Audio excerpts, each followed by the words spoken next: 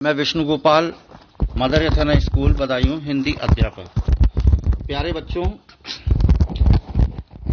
आज हम आपकी कक्षा 8 की हिंदी की वसंत की पाठ्य पुस्तक का 15वां पाठ आपको पढ़ाने जा रहे हैं। पाठ का नाम है सूरदास के पद।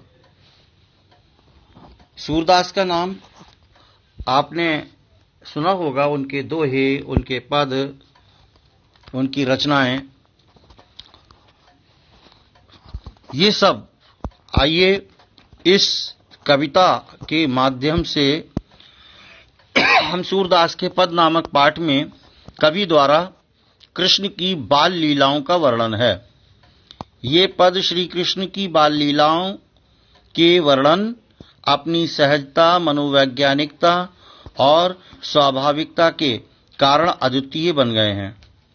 कवि ने बाल कृष्ण की चेष्टाओं, रुचियों, क्रीड़ावृत्ति और उनके स्वभाव का सुंदर और मर्मस्पर्शी चित्रण किया है। कृष्ण ने बचपन में जो जो लीलाएं की हैं, सूरदास ने अपनी बंद आंखों से, मन की आंखों से उनकी लीलाओं को देखा है और उन्हीं का वर्णन अपनी इस कविता के माध्यम से किया है। आइए देखते हैं सूरदास के का पहला पद। सूरदास कहते हैं, मैया कबही बढ़ेगी चोटी। इस पद के माध्यम से वो अपनी मां से बलराम के समान अपनी चोटी बढ़ाने की बात कह रहे हैं और मां उन्हें किस प्रकार से प्रलोभन देती है और उनको समझाती है। यशोदा माता इस पद के माध्यम से देखिएगा। कह रहे हैं, मैया कबही बढ़ेगी चोटी, कितनी बार मोह दूध पियत भई, यह अजहू है छोटी। मां से भगवान श्री कृष्ण कह रहे हैं, मैया कितनी बार तूने मुझे दूध पिला दिया है, कितनी बार, ना जाने कितनी बार तू मुझे सुबह ही सुबह दिन में और कितनी बार कच्चा दूध पिला देती है गायों का। ये अजहू है छोटी और मैं तेरे कहने को मान लेता हूं, परंतु मेरी चोटी अभी भी छोटी है और ये बिल्कुल भी बढ़ नहीं रही है। ये कब तक बढ़ेगी? प्रश्न किया कृष्ण ने अपनी माता यशोदा से। तू जो कहत बलि की बेनी ज्यों हुई है लांबी मोटी। कह रहे हैं कि तू जो ये कहती है कि बलदाऊ, बड़े भैया बलदाऊ की चोटी बेनी के समान ज्यों, जैसी उनकी चोटी है उसी के समान मेरी भी चोटी बहुत लंबी और मोटी हो जाएगी।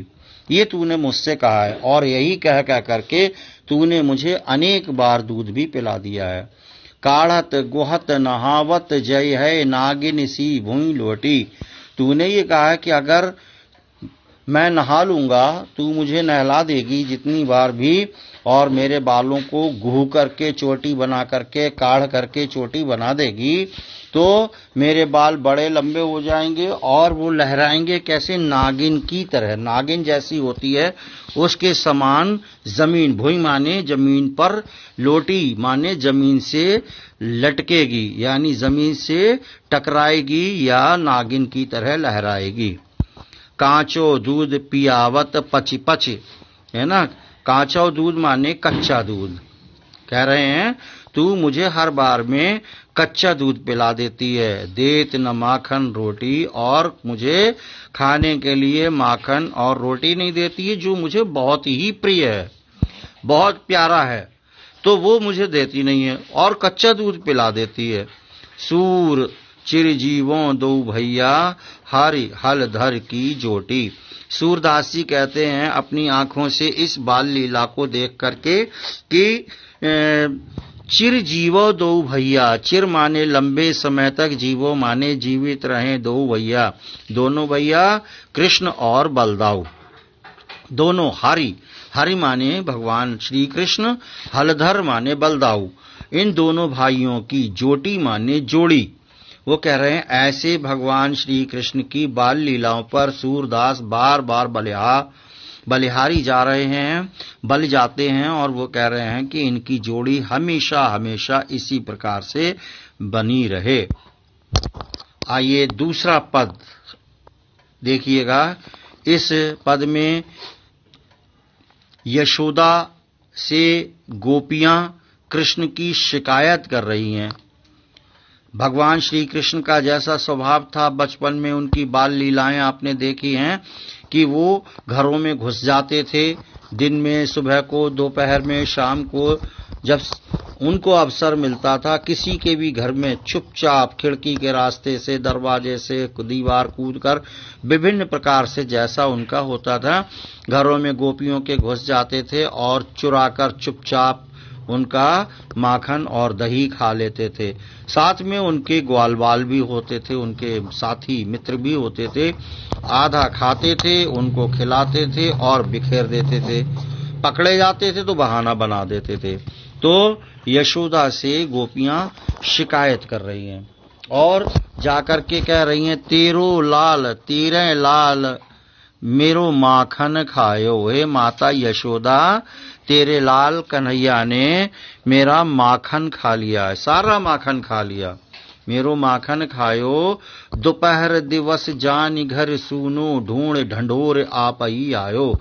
दोपहर दिवस माने दोपहर के समय, दिन में, दिन के जब दूसरा पहर होता है, दोपहर माने दूसरा, दोपहरी का समय जिसको दोपहर कहते हैं, जब सब लोग काम काज से निपट करके, भोजन करके विश्राम कर रही, महिलाएं खास तौर से घर में रह जाती हैं, पुरुष चले जाते हैं, गोपियां आराम कर रही होती हैं, सो रही होती हैं, तब ये जो है चुपचाप घर में घुस आता है और ढूंढ ढांड करके आप ही आयो, खुद चुपचाप चला आता है।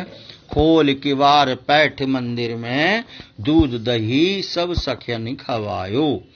खोल किवाड़ माने किवाड़े धीरे से आहिस्ता से किवाड़ों को खोल करके पैठ मंदिर में, मंदिर माने घर में या भगवान के मंदिर में, जहां कहीं भी दही रखा होता है, इसको दही दिखाई दे जाता है, माखन दिखाई दे जाता है, वो दूध और दही सब खुद खाता है और सखनी खवायो, अपने सखाओं को, अपने ग्वालों को, अपने साथियों को और मित्रों को खिला देता है।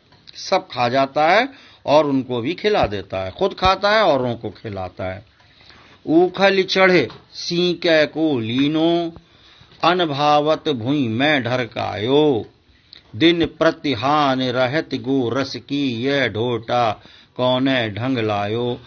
सखियां कह रही हैं, गोपियां कह रही हैं माता यशोदा से कि यशोदा ऊखल चढ़, ऊखल माने ओखली, घरों में बीच में पहले के समय में ओखली होती थी और ऊंची ओखली खड़े होकर के जिसमें वो अपना अन्न वाती कूटती थी, ऐसे ऊंचे स्थान पर या चढ़ करके छींके को कहा है, जहां पर दूध दही उनका रखा रहता था, छींका एक लटकता था ऊपर सुरक्षित स्थान पर, जिससे बिल्ली इत्यादि उसको ना खा सके, कोई भी पहुंच ना सके, वहां पर चढ़ करके ऊंचे स्थान से जो है चढ़ जाता है और माखन को उतार लेता। अनभावत भूमि में ढरकायो, खाता है, पीता है, खिलाता है, अनभावत, और जबकि इच्छा नहीं होती है तब भी, भूमि माने भूमि में, ढरकायो माने फेंक देता है।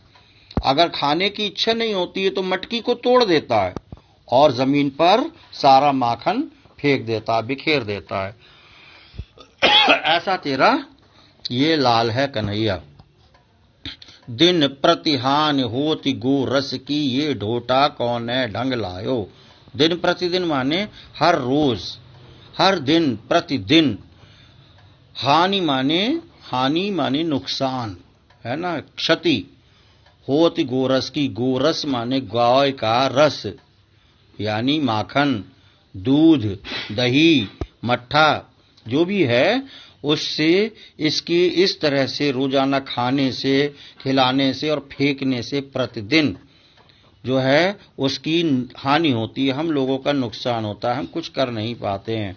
ये ढोटा कौन है ढंग लायो। ढोटा का पुत्र के लिए तेरा ये लड़का पता नहीं कौन से ढंग वाला है, इसकी कैसी आदतें हैं, कैसा इसका ढंग है ना, तूने कैसा पुत्र पैदा किया है। सूर श्याम कौ हटक न राख है, तय ही पूत अनोखो जायो। कह रही हैं सूरदास जी कहते हैं कि सखियां माता यशोदा से कह रही हैं श्याम को हटक न राखे, तू अपने पुत्र को डांटती नहीं है। हटक माने डांटना, अपने पुत्र को डांट करके नहीं रखती है, इसीलिए वो ऐसी हरकतें करता है। पुत्र तो हमारे भी हैं, बेटे तो हमारे भी हैं, पर हमारे बेटे ऐसा नहीं करते हैं, किसी के घर में नहीं घुसते हैं, चोरी नहीं करते हैं, नुकसान नहीं करते हैं। तेरा ही अनोखा एक ऐसा पुत्र है, तय ही पूत अनोखो जायो, तूने ही ऐसे पुत्र को जन्म दिया है अकेले को, जो अपने घर का माखन छोड़ करके दूसरों के घर में जाता है और उनके घर का माखन खाता है और बिखेरता है, औरों को खिलाता है। तो अपने पुत्र को तू डांट करके रख। इस प्रकार से प्यारे बच्चों, ये 2 पद इस पाठ में हैं। 15वां पाठ सूर्य के पदों में जो आपने पढ़े, आशा है आपको ये समझ में आए होंगे। आइए इस पाठ से संबंधित प्रश्नोत्तर भी हम देखते हैं और उनका भी अभ्यास करते हैं। ये देखिए, इस पाठ के प्रश्न अभ्यास आपकी स्क्रीन पर आपको दिखाई दे रहे हैं। आइए देखते हैं। प्रश्न संख्या 1 देखें। बालक श्री कृष्ण किस लोभ के कारण दूध पीने के लिए तैयार हुए? पहले पद से ये प्रश्न है। माता यशोदा ने श्री कृष्ण से कहा था कि यदि तुम बार बार दूध पीते रहोगे तो तुम्हारी चोटी भी बलराम के समान ही लंबी और मोटी हो जाएगी। इसी लोभ के कारण श्री कृष्ण दूध पीने के लिए तैयार हो गए थे। प्रश्न संख्या 2 देखिएगा।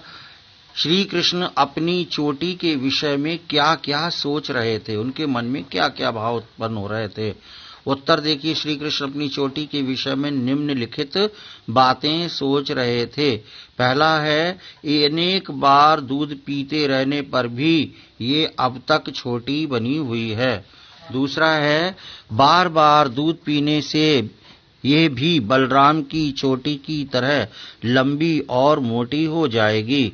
और तीसरा है, बार बार बालों के काढ़ने और गूंथने से ये बढ़कर नागिन की तरह जमीन पर लौटने लगेगी। प्रश्न संख्या 3 देखिए। दूध की तुलना में श्री कृष्ण कौन से खाद्य पदार्थ को अधिक पसंद करते थे? उत्तर है, दूध की तुलना में श्री कृष्ण मक्खन, रोटी, दूध व दही आदि खाद्य पदार्थ अधिक पसंद करते थे। प्रश्न संख्या 4। तय ही पूत अनोखो जायो। पंक्तियों में ग्वालन के मन में कौन कौन से भाव मुखरित हो रहे हैं? उत्तर देखें।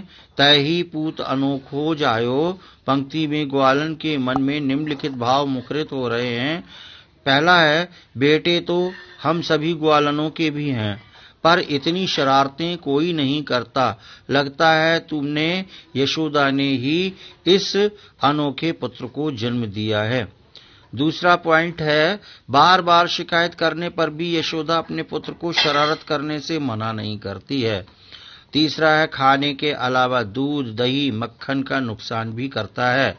चौथा, चोरी तो खुद करता है पर खाने पीने में अपने साथियों को भी शामिल कर लेता है, जिससे वे भी उसके पक्ष में ही बोलें। दोपहर के समय सूना घर देखकर स्वयं ढूंढ ढांड कर आ जाता है। चौकी आदि ऊंचे स्थान पर चढ़कर छींके से उतारकर माखन खा लेता है और इच्छा न होने पर जमीन पर फेंक देता है। इसके कारण हर दिन दूध व दही का नुकसान होता है। ना जाने तेरे लड़के के कौन से अनोखे ढंग हैं, तू इसे डांट डपट कर क्यों नहीं रखती है? प्रश्न संख्या 5 देखिएगा।